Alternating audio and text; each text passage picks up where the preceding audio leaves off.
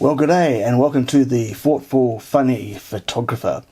And today I'm going to share about what I think is the best first camera you can buy if you're about to increase your intensity and level into your photography and started to explore it a bit more. So stay tuned as we look at what I think is the best first camera.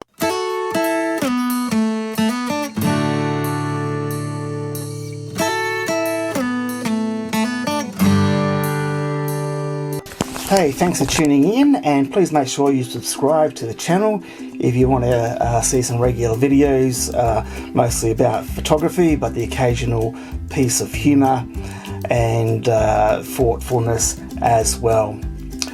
Well, when I was a bit younger a few years ago, I went and did a day course with a well-known Australian photographer, and at that stage I was just started to get interested in photography, and he suggested a camera to me. I was just using a compact camera at the time, and he suggested I move to what is called a bridge camera, which I did, and I ended up purchasing this camera here, which is the Panasonic Lumix FZ1000, and it's the first edition, but it does come in a second edition as well now, and this costs probably just over about $1,000 or just over $1,000 in Australia.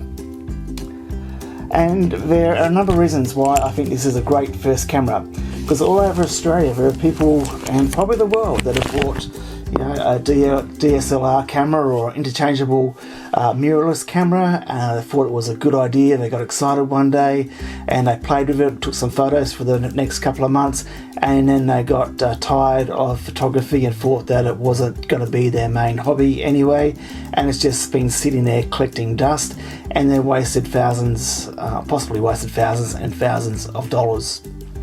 That's why this camera, or a bridge camera, is a good way to go. It doesn't cost as much, and I'll give you 3 reasons why. Well, the first one is because of the reach. A camera like this has a reach of 24 to 400 millimeters, and it's all in the one lens, and so you can expand and it can come back. And therefore it means that in your photography you're able to explore different types of photography.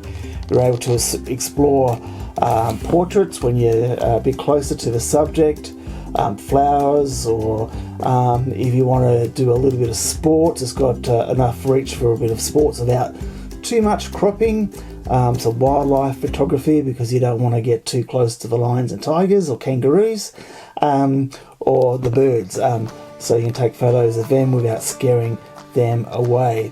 And so you can get the complete focal length that in a interchangeable mirrorless camera you might actually need like 2 or 3 different lengths of camera lenses, and each one of those could cost you thousands of dollars depending on what brand and system that you go into. And so if you're just trying and seeing if you're going to be infused and if you want to take it on as a hobby, this is a bridge camera is a great way to go, because it gives you the focal lengths to be able to explore different types of photography. It also means that when you do decide to upgrade, you might help you decide what is the first lens to buy. And so if you are focusing more on portraits and like close-ups of people, then that'll determine what lens you buy. Or if you want to go into sports, you might buy a longer lens or a telephoto lens to start with, because lenses are fairly expensive and most of us can't afford to buy a camera and buy all the different ranges of lenses that we think we might need in our first up. It takes us a while to save up and to purchase. The second reason is that you can begin to experience the value of interchangeable lens camera with the settings. These bridge cameras here have more advanced settings than what your usual compact camera does. So for example, when I was taking photos of photography, I was using a compact camera, but the trouble was it didn't have a shutter speed button. I wasn't able to adjust how fast the shutter speed would shut, and so therefore when I took photos of basketball players and they were running a bit faster, it became a bit of a blur because I couldn't change the shutter speed. And so a bridge camera, you're able to hone in your skills and practice using the buttons and adjustments, including the shutter speed, the ISO and the aperture.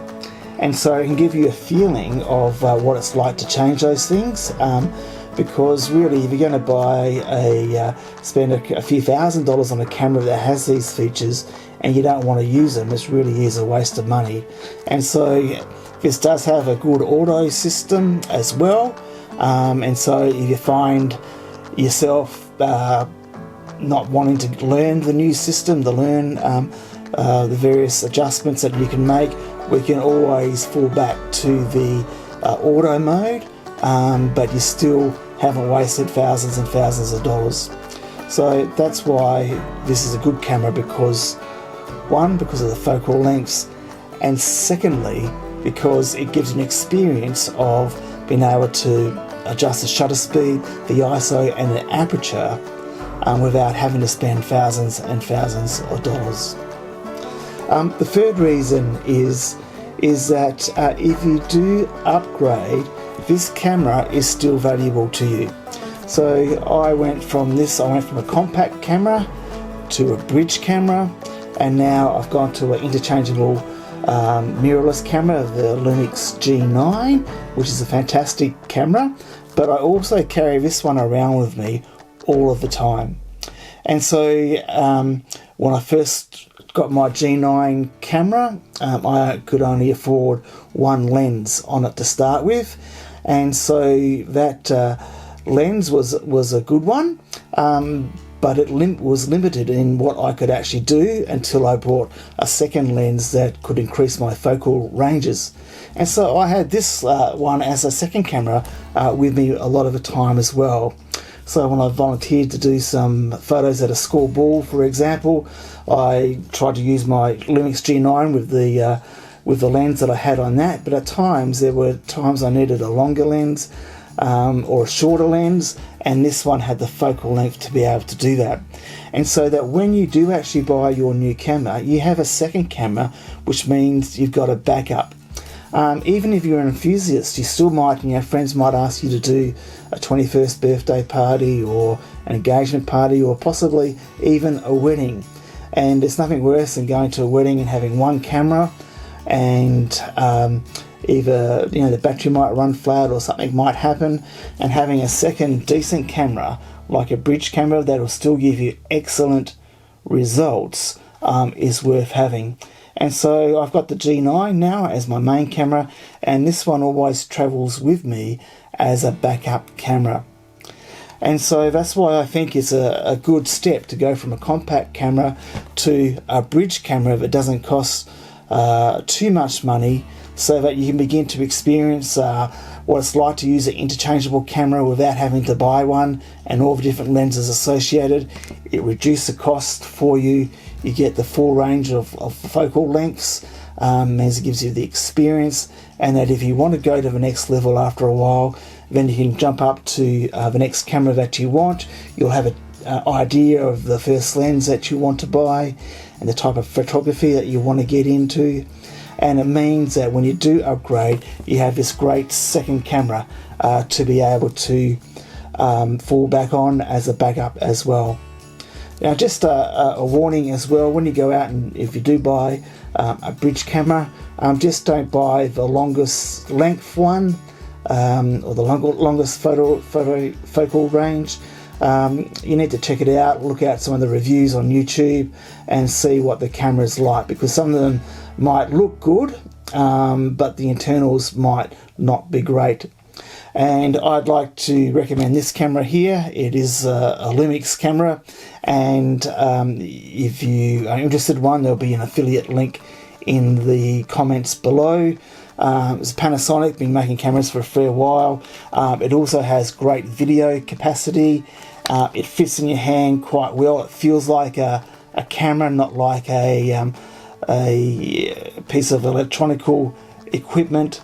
And I have taken thousands and thousands and thousands of photos on this camera, and it's been fantastic and hasn't let me down once.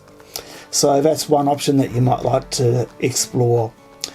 Anyway, if you do have a DSLR or an interchangeable camera that you haven't used, blow off the dust and see if you can get used to it again.